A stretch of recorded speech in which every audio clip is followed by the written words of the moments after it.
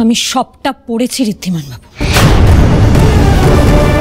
দয়া করে আর একটা মিথ্যে কথা আপনি বলবেন না। এতটা নির্লজ্জ আপনি হবেন না। এই ডায়েরিটা আপনি কোথা থেকে পেলেন? কেন কেন সত্যিটা সবাই জেনে যাবে তাই ভয় লাগছে? গলা কাঁপছে, পায়ের তলার থেকে মাটি সরে যাচ্ছে, তাই না? আপনি একবার আমাকে, আমি সত্যি একবার কি আরেকবার পড়ে দেখবেন? কি করেছিলেন সেটা দেখবেন আবার পড়ে? সবটা ভুলে গেছেন? 30শে অক্টোবর 2016 সালে কি ঘটিয়েছিলেন মনে নেই আপনার? আমি এতগুলো বছর বিশ্বাস করিনি, ডায়েরিটা একবার খুলেও দেখিনি আমি। হ্যাঁ, খুলে দেখবেন কেন? খুলে দেখার তো আর কোনো কারণ নেই। যা ঘটনা ঘটানোর আপনি তো ঘটিয়ে ফেলেছেন। আপনি তো এটাই চেয়েছিলেন, যাতে এটা কেউ কোনোদিনও জানতেই না পারে। সবাই ভাবে ঋদ্ধিমান সিংহ রায় কি দারুণ একটা মানুষ, অথচ সেই মানুষটা এত বড় একটা অন্যায় করেছে, সেটা সারা পৃথিবীর লোক যাতে জানতে না পারে, এটাই তো আপনি চেয়েছিলেন। আপনি চেয়েছিলেন এই ডায়েরির মধ্যেই আপনার সমস্ত সত্যিটা বন্ধ থাক, তাই তো? শুনুন, আমি কিছু লুকাতে চাইনি। আমি আপনাকে সবটা বলতাম। মিথ্যে কথা! আপনি আবার মিথ্যে কথা বলছেন। আপনি দিনের পর দিন শুধু মিথ্যে বলে গেছেন আমাকে ঠকিয়েছেন আপনি। এসব কি বলছেন আপনি? আমি কেন আপনাকে ঠকাতে যাব? ঠকাননি? আপনি সমস্ত কিছু জেনে, আমার জেঠুর কথা জেনেও এই এত বড় সত্যিটা আপনি আমার কাছ থেকে লুকিয়েছেন। এটা ঠকানো নয়?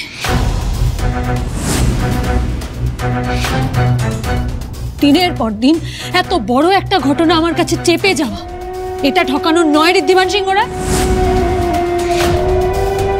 আপনি তো নিজেই ডায়েরিতে লিখেছেন 5 বছর আগে সেই ঘটনাটার কথা। আমি মনে করিয়ে দিই, 5 বছর আগে দীপাবলির রাতে কাকুমণির দেওয়া গাড়ি চালিয়ে বাড়ি ফেরার সময় আপনি একটা অসহায় মানুষকে গাড়ি চাপা দিয়ে মেরে ফেলেন। স্পষ্ট আপনার লেখা।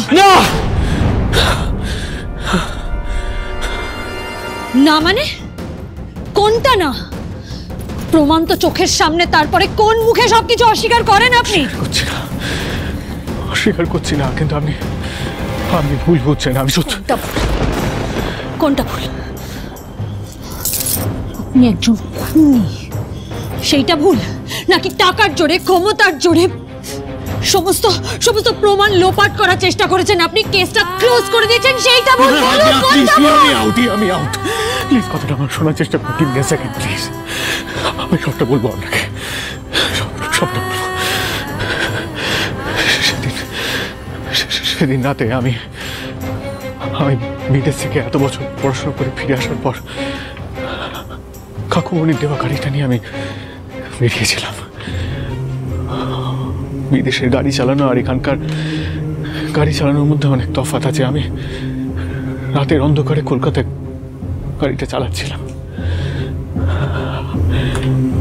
সত্যি তারপর before I could understand anything, একজন ভদ্রলোক আমার ওই কাছের সামনে এসে পড়লেন। আমার কিছু বোঝার আগেই পুরো বিষয়টা হয়ে গেল। আমি কিছু বুঝতেই পারিনি। ওই লোকটা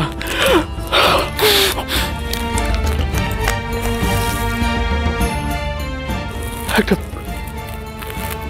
রক্তাক্ত মানুষ। আমার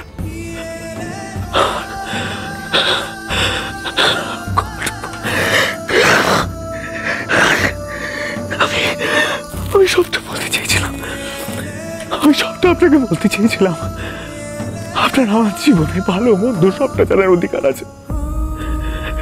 আমি সাহস পাইনি, ভয় পেয়ে গেছিলাম।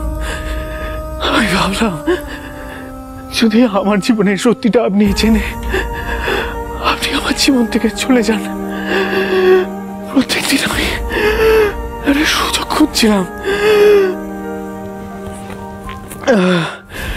আমার বাড়ির লোকও চেয়েছিল যে আমি আমার এই জীবনের অন্ধকার অতীতটা ভুলে যায় শুধু।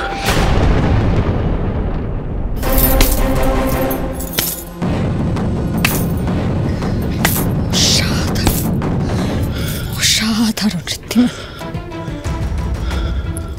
আপনি নন, আপনার এই গোটা পরিবার এই খুনের সাথে জড়িত। তারা জেনে শুনে এতগুলো বছর ধরে একজন অপরাধীকে আড়াল করে গেছে।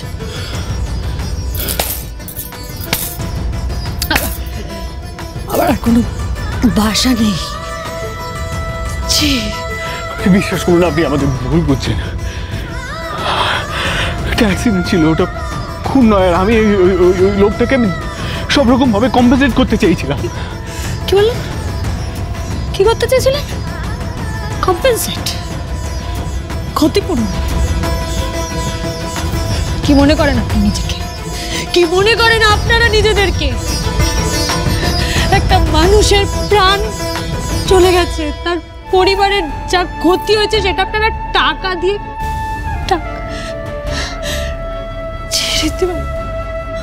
আপনি আপনি এতটা নীচ। এতদিনে আমি এটা আমি আমি কি করে এত বলছিলাম আপনাকে? আপনি ভুল বুঝছেন। ওটা মার্ডার ছিল না। আর আমি কম্পাসের মানে ওনার ট্রিটমেন্টের সমস্ত দায়িত্ব নিতে চেয়েছিলাম। বিশ্বাস করুন, আর কিচ্ছু না। কিন্তু আমি বুঝতে পারছি না আমার ওই অ্যাক্সিডেন্টের সাথে আপনার জেঠুর মৃত্যুর কি সম্পর্ক। আমি আর দয়া করে অভিনয় এবার বন্ধ। আমি অভিনয় করছি না, আমি সত্যি বুঝতে পারছি। আপনি খুব ভালো করে জানেন, খুব ভালো করে জানেন আপনি। আর তাও যদি মনে না থাকে আমি মনে করিয়ে দিচ্ছি। 5 বছর আগে দীপাবলির রাতে যে মানুষটাকে আপনি নিজের গাড়ির তলায় পিষে মেরে ফেলেছিলেন, সে মানুষটা কেউ না, আমার জেঠু অশোকটা।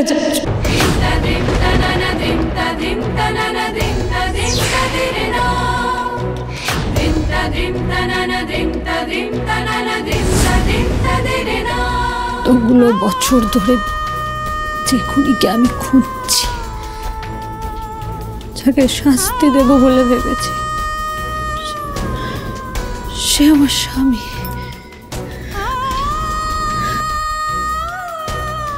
আপনি একজন খুনি ঋদ্ধিমান সিংহ।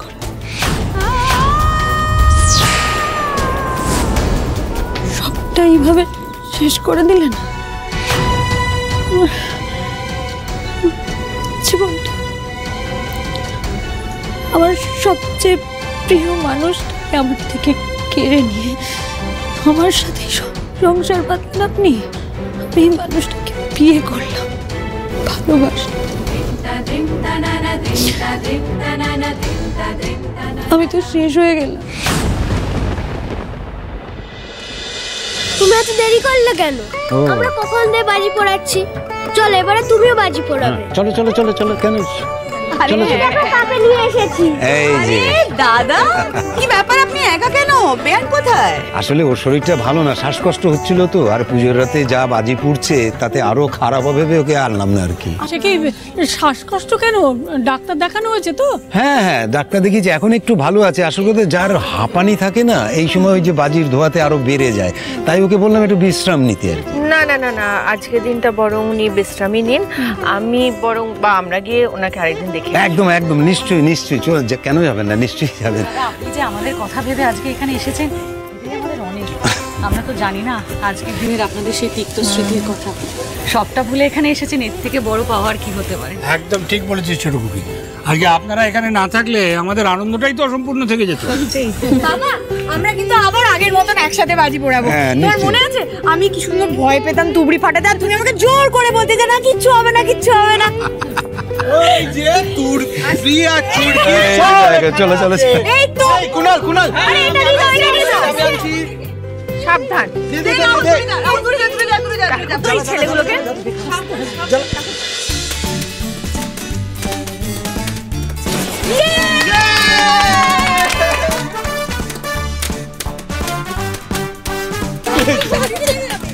মেজদি ওইদিকে কি করছে কে জানে।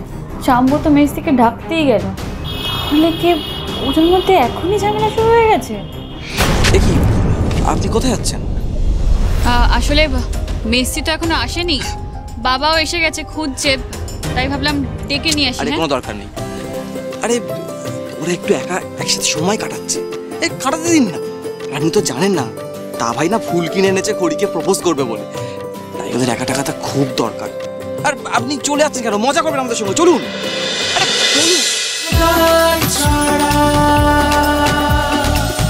চলো চলো চলো চলো চলো পাল্টাই।